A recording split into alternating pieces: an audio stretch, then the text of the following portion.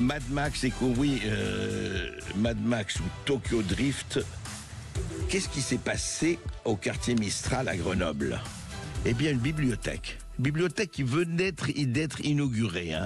Ce qui a coûté, bibliothèque du quartier Mistral, elle a coûté 1 150 000 euros de travaux, dont la moitié financée par l'État. Voilà, donc elle venait d'être inaugurée, belle bibliothèque municipale, etc.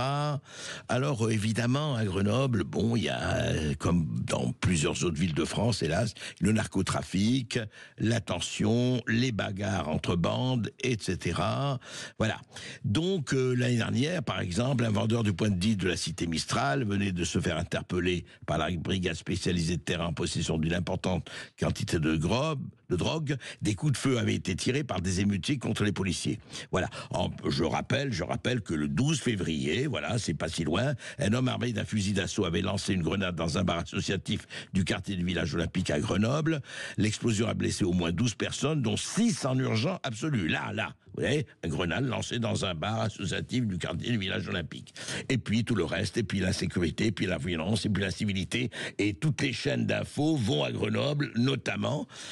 Et alors, en même temps, je lis, là, il y a une semaine, Libération interview le maire de la ville, Éric Piolle, qui est taxé de laxisme par ses adversaires parce qu'il refuse d'armer la police municipale.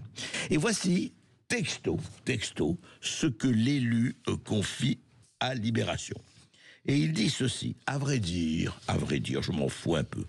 Quand il ne reste que des attaques sur la sécurité et la propreté, ça veut dire qu'on a gagné quelques batailles par ailleurs. Donc, on peut laisser des grenades, on peut laisser des voitures béliers, foutre en l'air une bibliothèque qui a coûté 1 154 000 euros. On peut laisser, et reprend ceci. Il dit oui, on peut toujours se dire qu'une ville n'est pas assez propre et pas assez sûre. Oui, tout le monde le dit. Il faut résister, dit toujours Éric Piolle. Il faut résister au tourbillon médiatique. Il y a des fusillades partout. C'est pas beau, ça. C'est pas beau de la part d'un responsable politique d'une ville comme Grenoble. Oui, bah écoutez, c'est comme ça.